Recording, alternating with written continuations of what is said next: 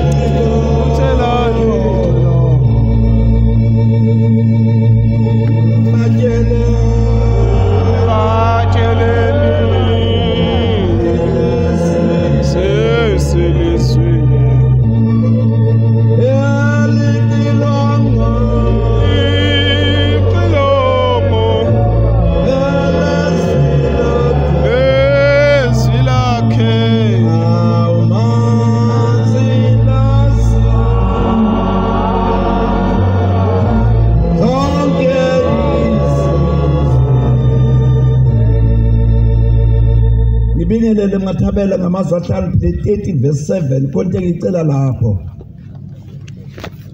ngijima baba uzothi izinto ezimbili ngicelile kuwe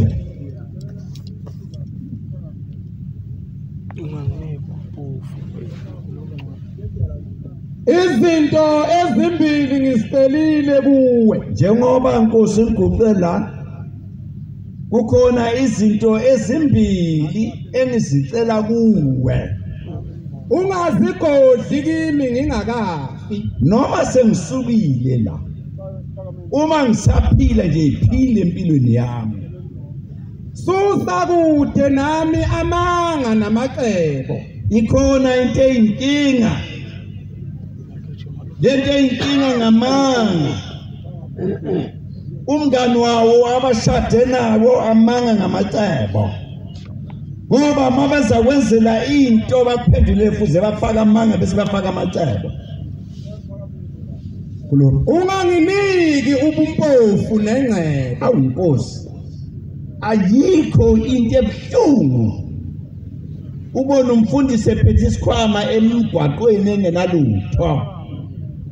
kukhamba amakhosi eza kumgibeza lapho ingeke ibuye imhlonipho buyamazi ithakana lutho manje ngesebenza kwakheka kanjani le bandla osithume kulo uma singenalutho ngoba abasizayo noma ekhuluma bathi ubani ulambile nje ngivele nje ngimvale nje bese zeba ephuma eqinisweni ngenxa yendaba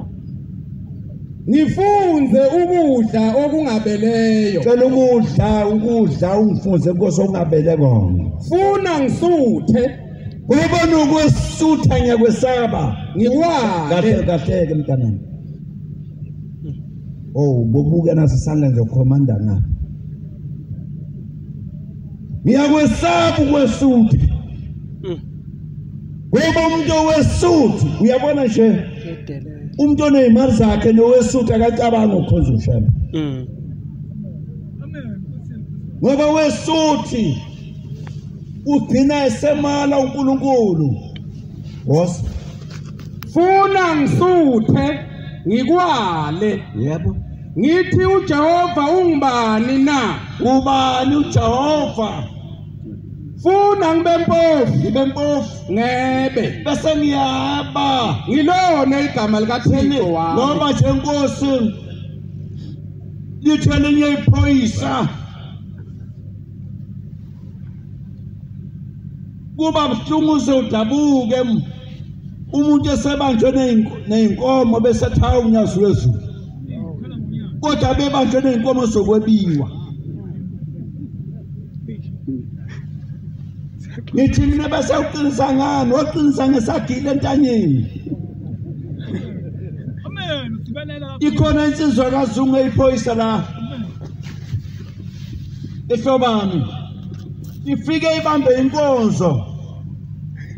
kanti lanje isigebengu kuthiwa siyasonta ibambe inkonzo mayiqeda besithi awu sengenza umsebenzi wami yewena nsiza ungiphelezele sambe yobeka lapha kubekwa khona abantu abanjengawe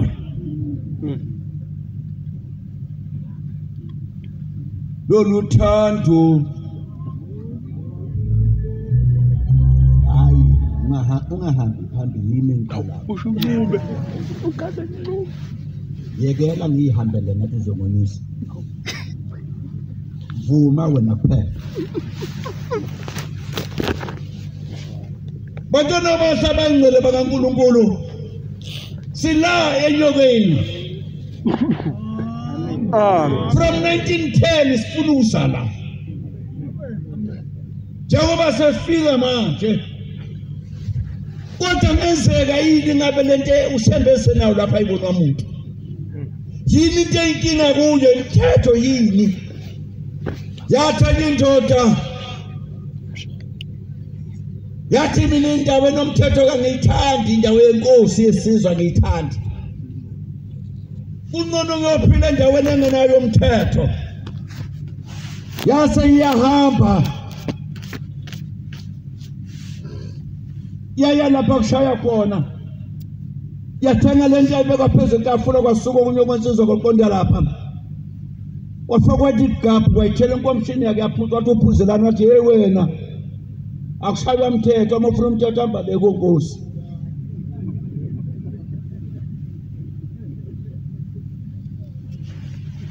bantwana basabangcwele uNkulunkulu shema izinto ezimbili ayixubanisile wadibanisa into embili sizokhuluma ngoshembe ekhuluma ngengonyama esesiqalweni engakabikho eminyakeni emithathu emine edlule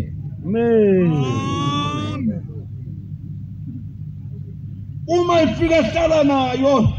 ndingumuntu okwathiwa angibosondele eduze kwayo iyahlupha into yala ekhaya ngoba mawe nonikiweyo kugcine bakuba khona abaningi abayinikayo kanti linda onikiwe wena ozoyinika ngoba futhi amandla okwenza lento eyinikiwe yona ngeke kube nabo ake ngedlule la ushebe simbona ngemsebenzi emkhulu kwake kwathi into abenza kithi ophongole edlula kwafika omunye umama egula ngalendlela exakile kodwa wayethetha athi nguduleni ngisekushembe ningancenyi ngifuna umbone eduzana wesetha kahle hamba ohlala lapha yana uhamba ohlala lapho uhlala khona wasefike ngena ngomoya wasukuma lo mama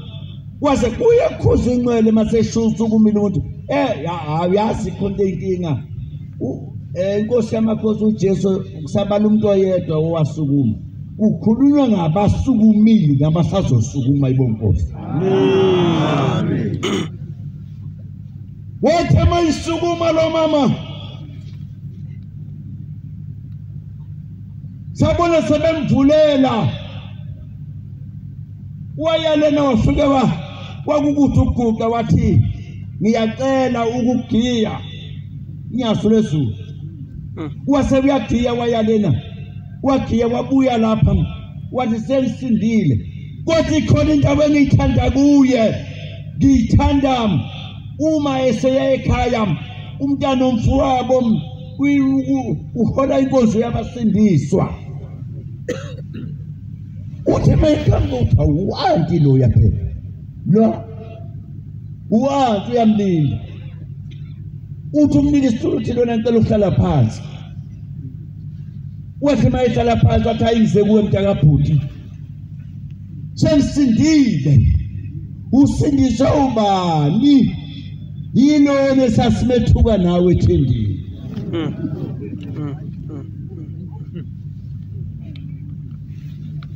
uyaqalasa lona kuthi ngabe usho kahle ubani uthi lona esasimethuka nawe ethendeni sithi ungula abantu ukusindisana kaza ngithite mntakabhuti shintsha isikhathi sekhona amen kodwa kubuhlungu kanani ufika iNazaretha ethuka inhlamba phakathi kwabantu utabese labantu nomuyabaxosha uboke uyifuna eNazaretha engcwele ukuthi kuyinhlanhla yini kuba sibe nawe kuleli bandla abathutulwayo uwe uthi uyadubula wena uthinta ukuthi awuthi iNazaretha abebe inkomo uwe uyayiqhuba abebe imoto zabantu nguwe zeba bonke kwathikela ilanga into abantwana abasha abengcwele ngicela ukukhuluma ngoShemba ayibonkosi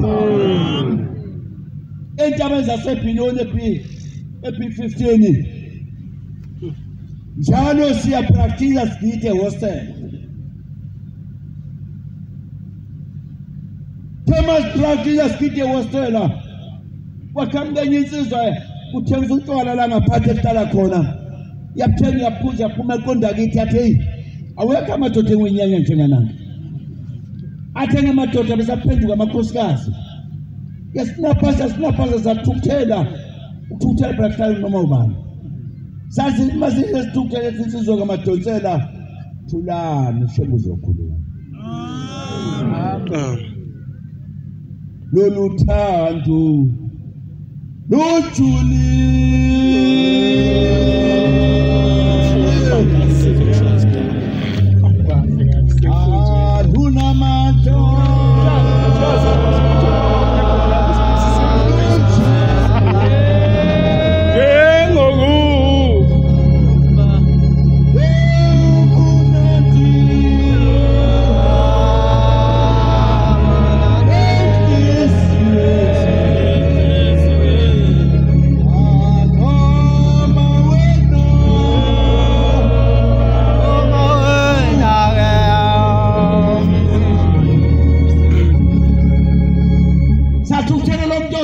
Kibeli moto yako ishile wahamba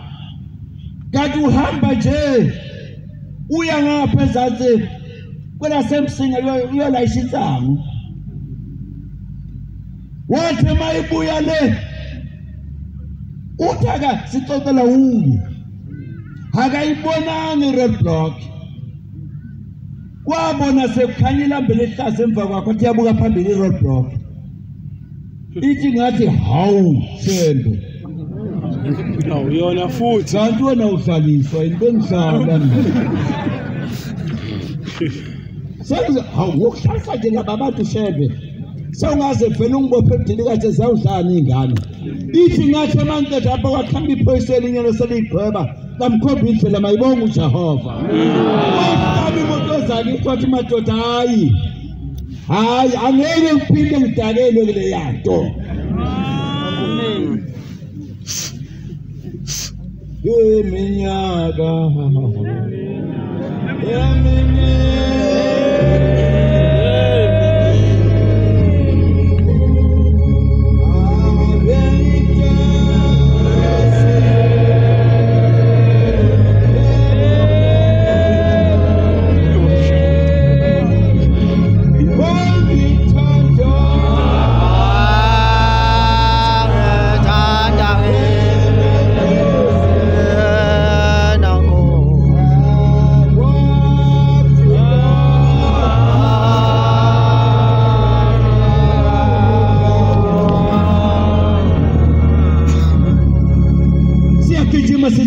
sesikhawini sishubane ebhaneni sikhashaya intokazi ishayela imoto sesikhumbuzo leJudiya yathi mayifika la endleleni ithi yazi ngengangena esontweni ngifuna ukubona ukuthi yini lesihlisa kangaka likhokha imali engaka ithi ngibone nje ubaba ufaka isigqoko ethi inkosi nibusise naqaqamba nagibela ibona buye emva yiloko ebenekulandile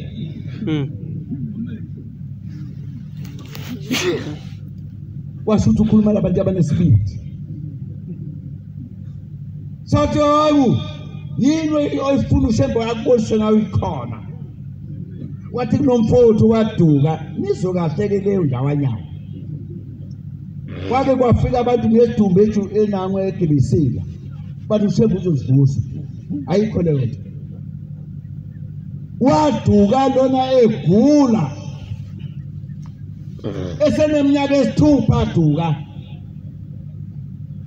uthi bathini niyakuba bathi hayi sobamqotha nje swaba umuthi yathi inyanga ezulu hayi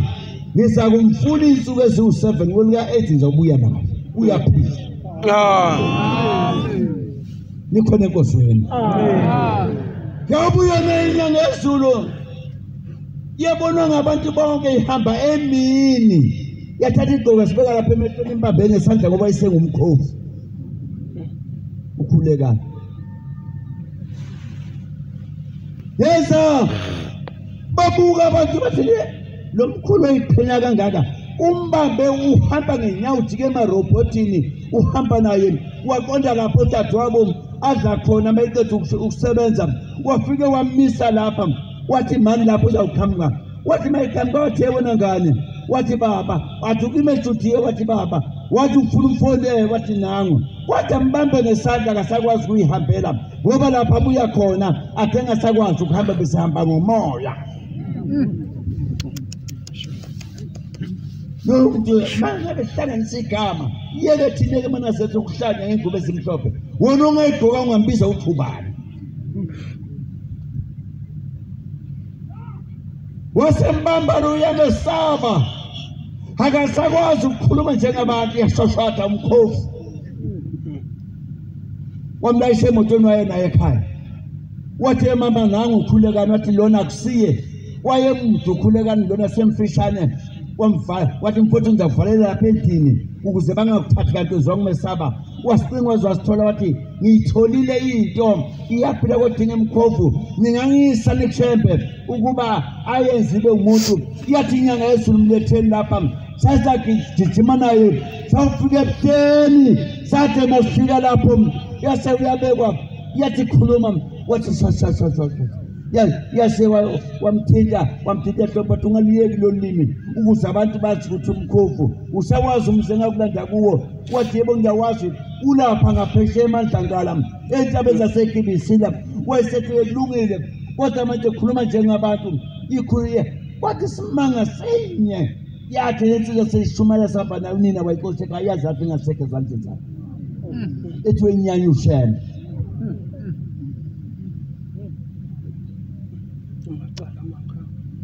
yeba Nazareth ayimele ubokwesaba into yodwa la ekhaya ubokwesaba ukuhamba phambili ungajutshwanga ukuhamba phambili nokuhlala nje phambili ungajutshwanga hlala phambili ungahlali ngoba umlilo oza lapha ngaphambili uzokukushisa wena ungabashisa okwathiwa bahlala usayibona sokhuluma izinto ongazazi noma ingane noma indoda noma uyini nje kodwa mawuthi siyaqala ube ingane esiza kodwa mawukhuluma uzazi wahlala phambi kwabantu abadala unganikwanga ngihlala kwelinye ilanga iyahamba kuyontangakazi isitsha idonsa mfokamese undunakazi wathi masehla lapha ziyaphansi emaseleni iyacatshanga izulu linile ugebhukile lapha yana kanti omunye umama ongagqokanga ingubo emhlophe uthathe igeja lakhe wayokwenza itezi zokwetha nezitsha wazenza lo mama segamlile lapha yana zathi mayifika lapha wasabya wayibamba undunakazi Zema wayibamba Zema wathula wathi tu wambuka lo mama ngapha wathi wona weselo wathi baba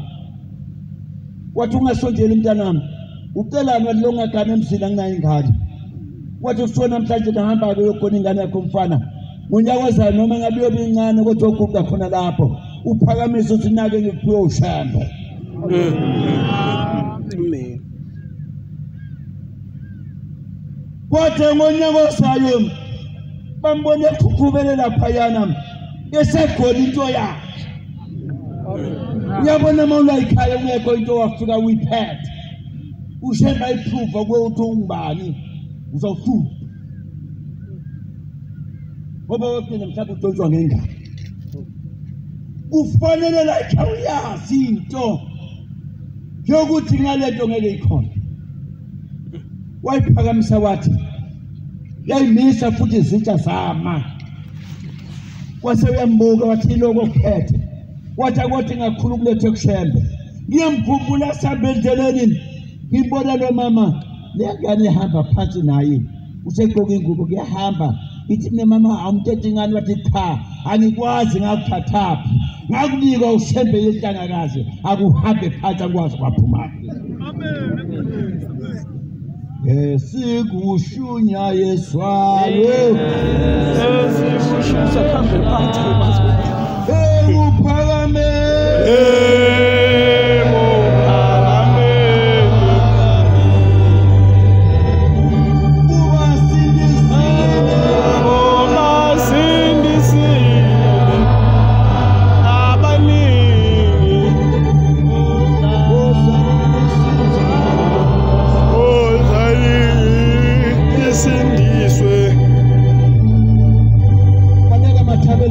verse 11 kichima mfana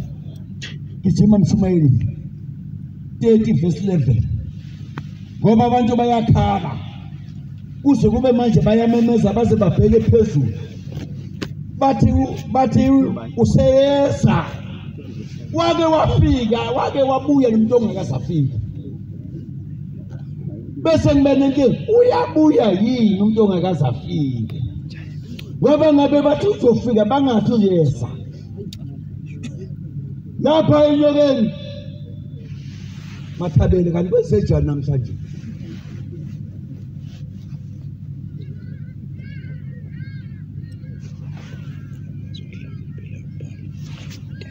Deuteronomy 30 verse 11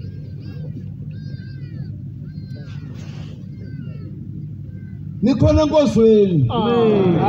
woba nento iphethe funda ngokuba lesi simemezelo engikuyala ngaso ngokuba lesi simemezelo engikuyala ngaso namhlanje asimangaleki asikho kude asikho ezulwini ukuba uthi ubani oyakusikhuphumela ezulwini baleza ezulwini asilethele sona ukuba sisizwe sisenze asikho ngaphesheya kolwandle asikho nakwaJuda naphesheya kolwandle ukuba uthi ubani oyakuza kuwela asilethele sona sisizwe sisenze kodwa izwi liseduze nawe emlonyeni wakho nasenhlizweni yakho ukuba ulenze bheka ngibekile phambi kwakho namhla-ke uphila kahle-ke mntanami kahle ndodana yami kahle selekamkhona uyazi kuthini ube nenhlanhla umama wakho wamthengela imoto entsha wathi umbonga ukuthi wamthatha entsha i-Ford Ranger wayifika eminyango ngicela ukuthi naye lapha khona azi ukuthi ukusebenza wayithela i-Ford Ranger wafika Mathabela na ukhiye ngana imoto ngibonga ukuthi wangenza unkosikazi ngilutho kusho uMandletshe khuluma uhlale phansi khona indaba efika manje phela ngibekile phambi kwakho namhlanje wena ozwala indaba ngibeka phambi kwakho ukuphila nokulunga ukufa nobubi ngalokho ngiyakuyala namhlanje ukuthanda uJehova nantu umnyafesu ukuhamba ngezindlela zakhe hlala phansi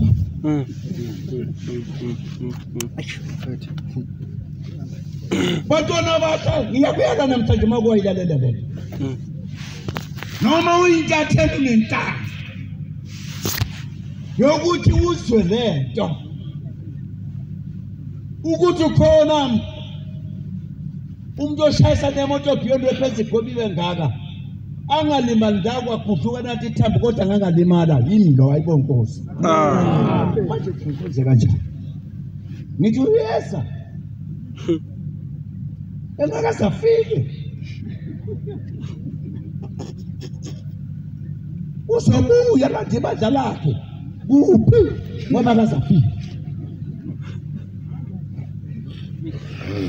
ungathi zobuya wathi yeza sithi nami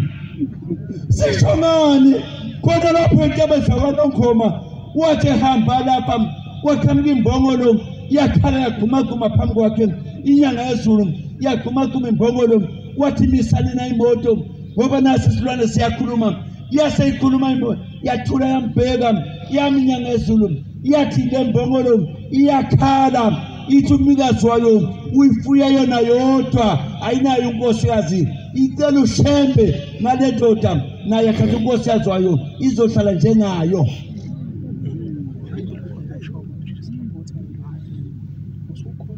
"1988 ngoJuni bangifakazela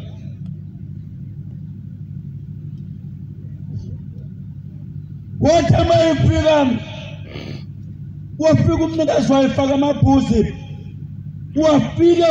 wathi hawu baba kunjani yathi kule yamizi ikhona ezinye imbongolo wasethi ithethele mntanami ingaba iyoshona le yambongo wasethi hayi usevumile yasinqabashiya iyoshona lena ubani okhuluma nezilwane igama lakhe ubani makusothini ngeke beze akusabangagqokile ukuthi ubani bamethele igama ngibani qaphela mawingane idlala ukuba ingane ungathi uyingane wesufuna uba mdala ngoba uzathi umdala bese udla ubungane bese phambanisa izinto kufona nani isizwe ezinhle zakithi uyabona yikhile emnandi umshado ulapha kithi kuphela usekho kuyindawo kodwa into engiyesaba yinye sekushada ingane engazi ukuthi ukuganwa yini. Amen.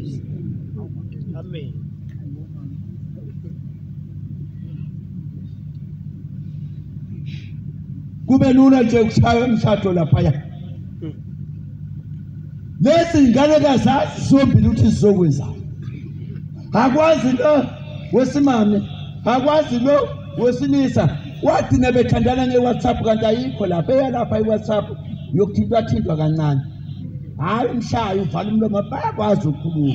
uthi phela uthule nami ngikhuluma bese uyavuvuka kumlomo ngoba mhlawumbe uyeba wala hayi ngoba umshayile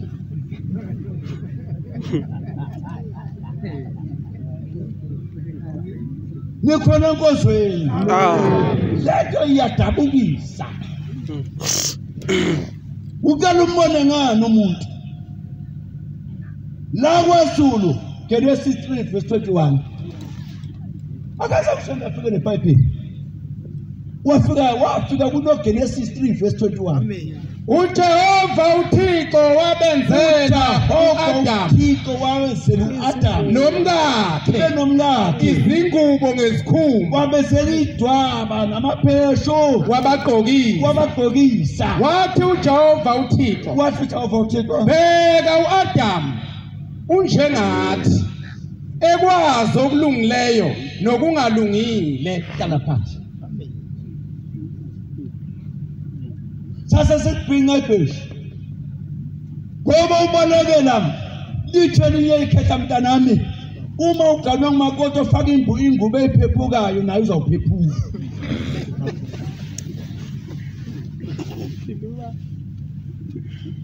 maye ufuna ukuzotha naye akazothe ngiyathanda mina ukusonda eNazaretha ngenyanga isithembu wayidibana futhi umuphi ushembu nesithembu lakhe ngathi ilanga libalele belinye ilanga bathi uzwe kahle ngithi bathi entabeni zakwaJuda angazi kuphi lamasi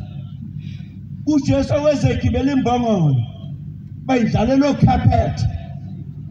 nembongolo naye namasundu konke yeza naye yehla kwahalalisa iyasuka imbongolo sayibuya uJesu akekho ethola induku iyamangala imbongolo hawu mina lo ebengihalalisele ngisho ukuthi babengahalaliseliyo babeyasela uJesu Mina bayithela induku. kaphela-ke mayesehlile uJesu uzaba njengokuqala yini nikhona enkozweni yagcina nje imangele yahamba yazembathela isiphambano namanje inibethe namanje ayinagama uJacob uJames ayifuya kuyabeka nje ayithenga u50 rand ngoba yashipha ngalelanga yazi ukuthi ubani Manazaretha amahle ushambe inkosi kayibo inkosi amen wathe unyazo olukhulu lwasezulwini ufike isilo siseyizinyane sesiyaxoxa naso bebeli hey silo uyesinjani hamba uyobuza lapha kusemba ukuthi wawudalela ukuyoba yini ungalindi into ongayazi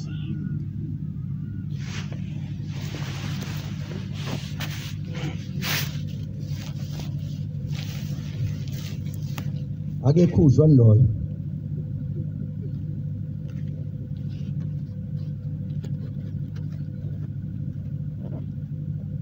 uyasiphazamisa apha amaphoyisa amsuse lapha wathi mayese sase sihamba nawe wafika ubuza lo mbuzo lathi unyaka yasezulwini hamba ngizahamba insuku ezintathu kulesine zokubiza ngoba insuku ezintathu kwelesine wathumela wathi biza izinyane lifike la kwakuJulayi eminyakeni emine efuna wathi mase fika kuye wathi cha isihlalo lesi yesakho kodwa kunento owayenza noma wayikhuluma esilo esehlalweni iyona eyovala umnyango wakho hamba uyebhidisa wathi hawu ngiyangithini kungcono ngihamba nomfundisi wathi cha hamba wedwa kodwa na isikeshe enza kudalela sona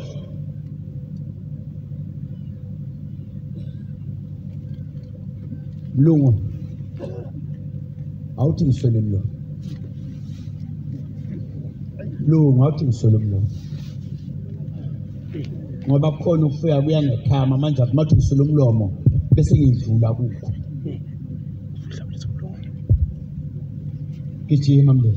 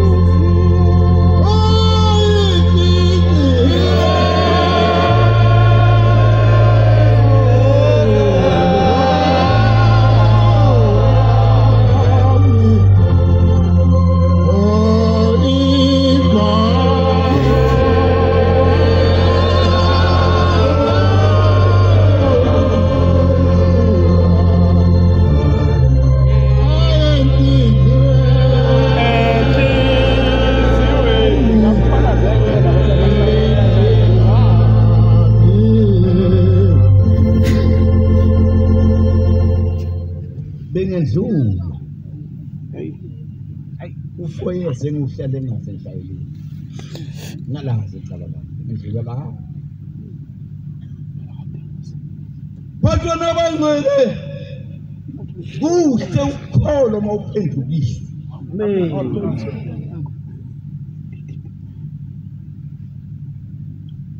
kodwa uma ungaphendukanga uthandile ubakho kuthi omunye umakoti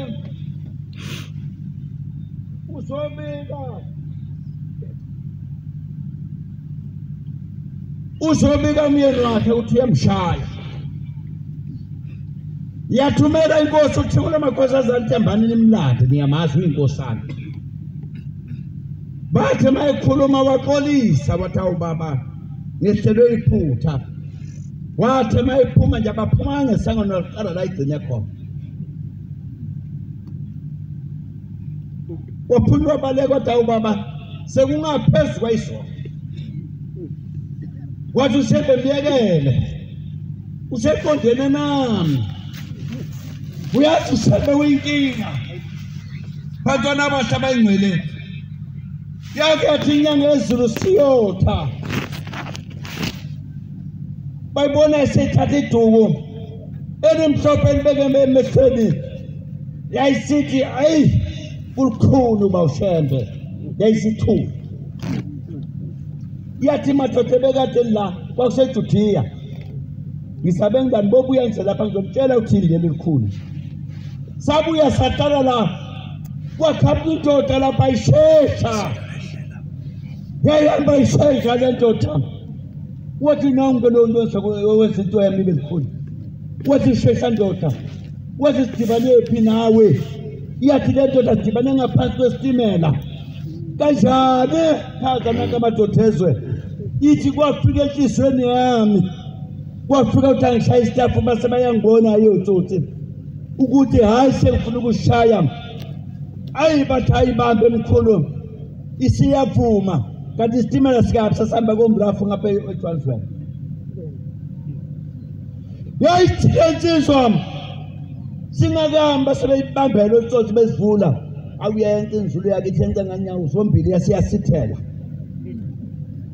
yathi wani short ngaphansi mayilapha ngaphansi ithi ngafika abazali bathi uyabona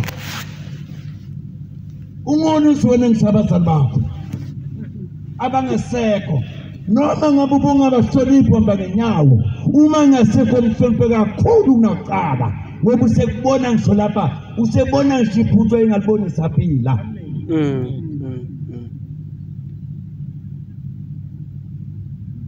uthi lo ngayibona izinto zedlula yena kodembile nentinde sethi ngilale phansi owathi mayiqeda lapho beza laba babutha abantu babutha ngamasaka sebephethe isaka beza naye lapha kuye basombutha wathi mayivuka wavuka wama ngenyawo wathi ndoda kwenzenjani wathi ngicela ngintethele ngonile walokathi ngonile bona bemanga wake wasinda nduphathe isitimela uye yayikhanyisa iloko inyanga ezulu kuthi ngishayisa kabi isitimela niyovikela le ndoda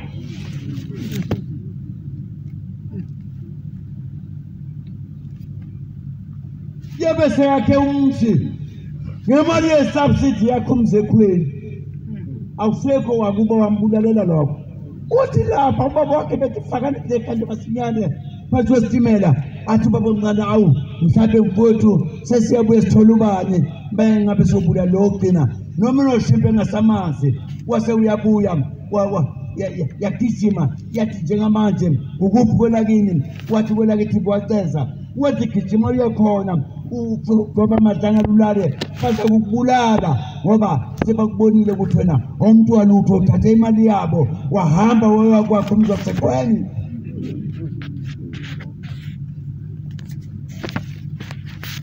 kunesigameke seshendlukulu uMathabela Samuel 2 Mathabela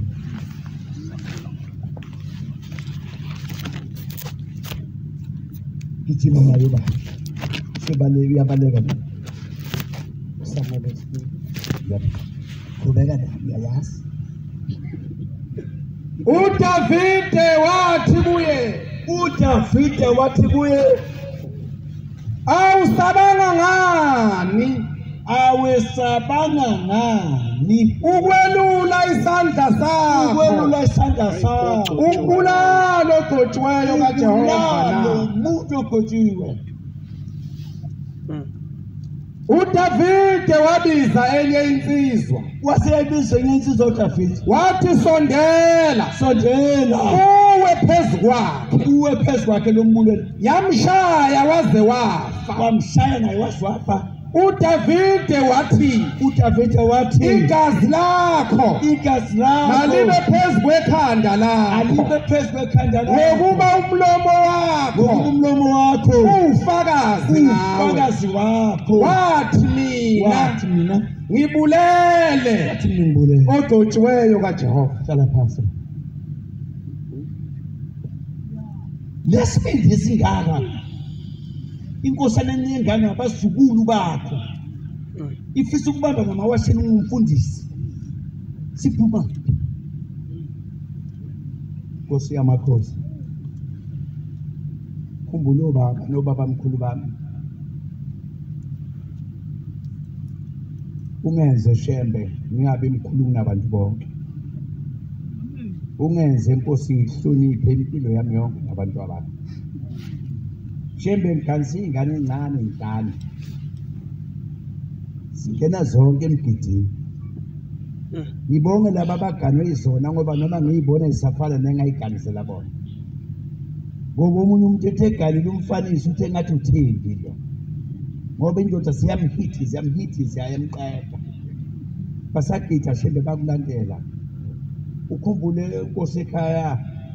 lo baba mkhulu shembe baba sitaphunele singabe ifundisi sikehluleki ngeyibusiso zasezulwini sikwazi ukuthi sibambe nje amamiliyoni amancane asebona abantu bafuna imali eningi masinye moto nje kube nengafe endleleni iphile kuze bazi mhlambe lokuhlonipheka igama lakho Nkosi busisiso enkulu kaJehova. Amen.